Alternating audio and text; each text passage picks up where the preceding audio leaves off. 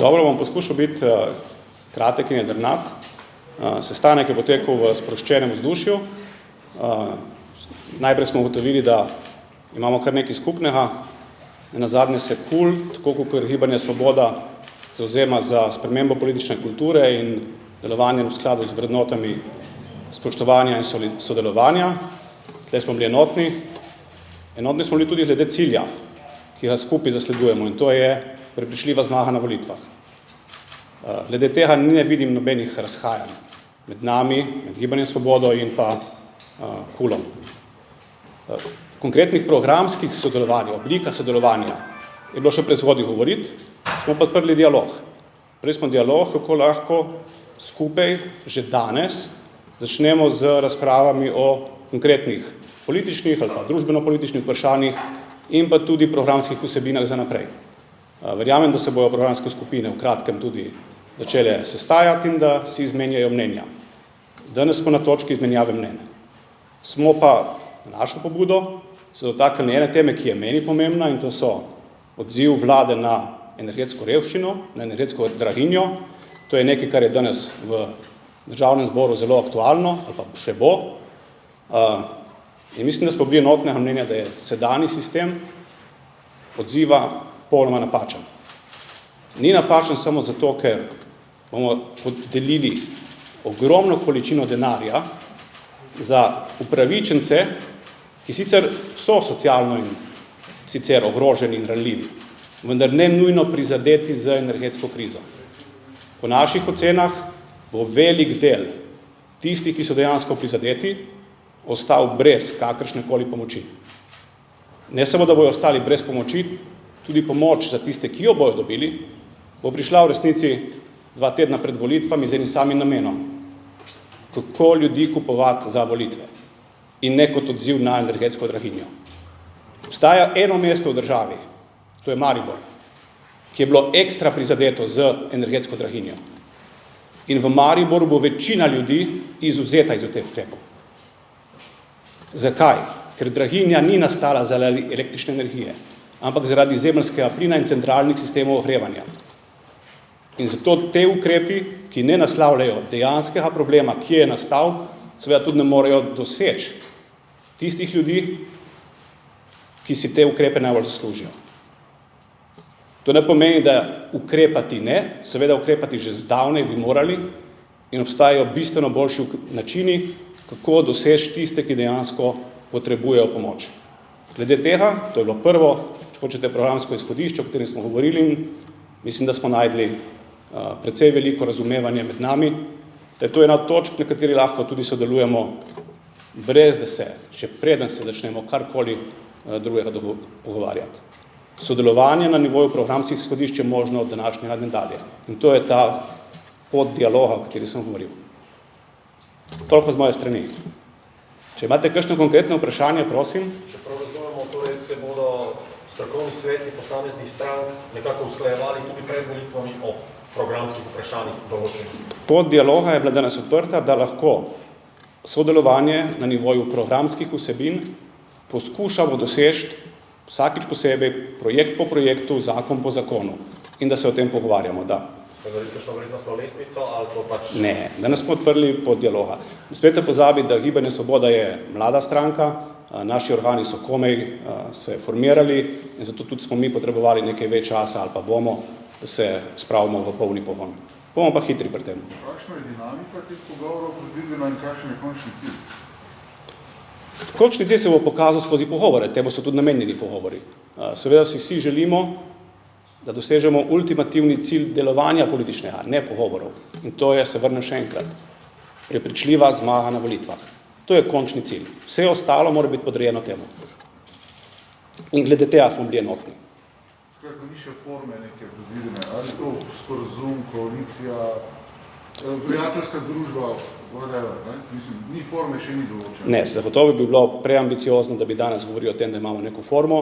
Verjamem, da bo ta dialog kontinuiran in verjamem, da se bo tekom teh pogovorov tudi pokazalo, katera forma je najbolj ustrezna, če sploh, zato da dosežemo skupni cilj, in to je prepričljiva zmaga na volitvah. Kaj pa vaš razmislek o tem? Jaz sem izrazito, malo je oseb v politiki, ki je tako posvečeno doseganju ciljev, kot sem sam. Jaz sem se pripravljen, zato da cilj dosežemo v celoti prilagoditi poti, ki je za to potrebna. Se vi vašo stranko vidite sploh okol ali tukaj vidite kot neko omejitev možnosti, da bi se mogoče pomaknili tudi malo bolj desno? Glejte, kako jaz vidim, je manj pomembno. Bolj pomembno, kako to vidijo volivci in volivke, državljanke in državljani. Ukolikor bi KUL, tak kot je, zadoščal za potrebe, ki jih volivci in volivke vidijo, potem bi prostora za našo stranko, za Gibanje Svoboda sploh ne bilo. Torej, očitno je, da ljudje prepoznavajo, da želijo še alternativo. In jaz verjamem, da jo Gibanje Svoboda lahko ponudi. To, da mi ponujamo alternativo, pa ne pomeni, da bomo izključevali pogovore. In danes smo sprožili pogovore s tistimi, za katere ocenjujemo, da delimo iste vrednote. Ker gibanje, vsaj tako so v preteklih dneh izključili možnosti pogovorov z vladajočimi strankami. Te opcije ni. Bom ponovil. Glede na to, da vladajoča politika žal ne deluje po vrednotah sodelovanja in spoštovanja, ampak deluje na vrednotah strahovanja, razkola in sovraštva, ne vidimo prav nobene, ne samo sam, v stranki, naši stranki, v Gibanju Svobode ne vidimo prav nobene možnosti. Zato, da bi z njimi pred volitvami kakorkoli sodelovali, po volitvah pa tudi ne. A ste karkoli govorili o tistem povolilnem sporazumu, ki ga ima KUL podpisan, torej, ali boste bili recimo 100 podpisnik tega sporazuma, ste vas ponovili temu? Ne, moja, če hočete, ocena je bila, da ta dokument je sicer zanimiv, je zelo ohlapen, hkrati je pa na nek način determiniran s časom, ko je bil podpisan. Sam si predstavljam, da bi, če bi ta dokument danes pisali, bil tudi nekoliko drugačen. Če hočete, lahko bi bil tudi malo bolj ambiciozen pri nekaterih od ciljev. Tako da, to je bila popolnoma neformalna izmenjava mnenj. Se nismo pogovarjali o podpisu nečesa, kar bi bilo že na mizi. To bi bilo absolutno prezgodaj. Govorili ste o neprimernem odzivu oziroma zapoznelem odzivu za reševanje energetske draginje, predvolilnih bombonskih bombonjerah, kot jim pravijo nekateri ministri. Kako pa vi konkretno bi reševali to vprašanje zdaj v tem trenutku? Energetska draginja je z nami od decembra. Ljudje od nekateri, ne vsi. Tisti, ki se ogrevajo na drva, nimajo energetske draginje. Tisti, ki so pa vezani na centralne sisteme zemeljskega plina nekje in drugje centralne sisteme ogrevanja z toplo vodo.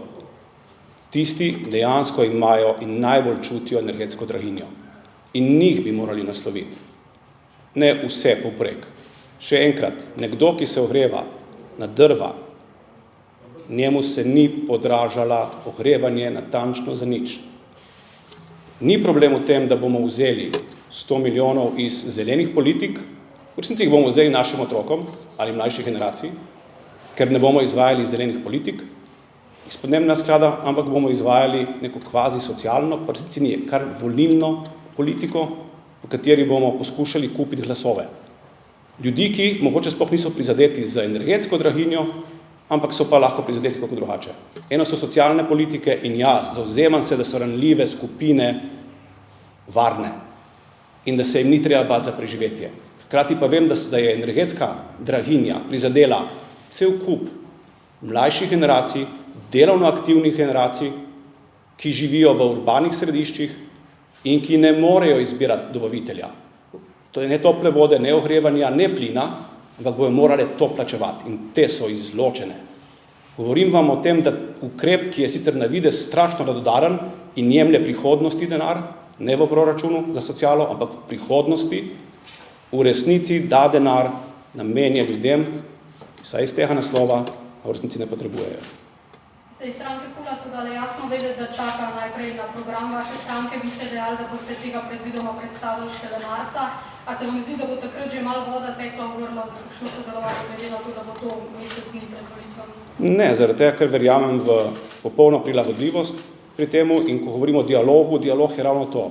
Ni zacementiran z nekim dokumentom, današnji dan je primer tega. Če smo danes, ko smo se prvič srečali, lahko izmenjali popolnoma jasna stališča glede konkretno energetske draginje, potem lahko enako nadaljujemo na ostalih programskih področjih. Takrat, ko bo čas to zahteval. Ne bomo čakali na to, da bomo imeli dokument, ki bo vseobsegajoč, da bi začeli se pogovarjati. Spoštljiv pogovor je bistvo politike in ne dokumenti, ki se jih potem nihče ne drži. Omenili ste, da hočete predstavljati alternativo KUL, mogoče pa poveste več, o čem pa se želite razlikovati? Ne, to, kar sem jaz povedal, je ne, kaj mi želimo, kaj ljudje pričakujejo. In to je tisto naše vodilo. Naše vodilo je, da volivke in volivci pričakujejo, da bojo imeli poleg vladajoče ekipe na razpolago še eni hočejo imeti KUL, drugi pa hočejo imeti nekaj drugačnega. Ja, in mi bomo precej drugačni. Bo čas pokazal. Pustite se presenetiti. Lahko mogoče malo bolj konkretni, kako drugačni boste Sej to vam, poglejte, jaz sem danes prvič tukaj sem na temo pogovorov s KUL-om, ko bomo imeli stvari pripravljene, vam bomo jih z veseljem predstavili, tudi to drugačnost. Jaz tudi želim, da bomo imeli, ampak res, neposredno preverjanje volje ljudi vzpostavljene takrat, ko bomo šli na volitve. Jaz res verjamem demokracijo do zadnjega volivca in volivke, ali pa če hočete simpatizerja in simpatizerke. Verjamem, da bomo imeli digitalni sistem vzpostavljen, kako bomo lahko voljo do konkretnih vprašanj preverjali v realnem času in se ne bomo odzivali na mnenje ostalih, ampak na mnenje ljudi. Jaz res to verjamem. Ko ga bomo imeli, bomo ta sistem velikim veseljem predstavili tudi javnosti. Zaradi tega, ker moje mesto kot predsednika Gibanja Svobode ni v tem, da vsiljujem svojo voljo, ampak da izvajam voljo tistih, ki so me tja postavili. Hvala lepa. Vseh je bilo dobro, prosim.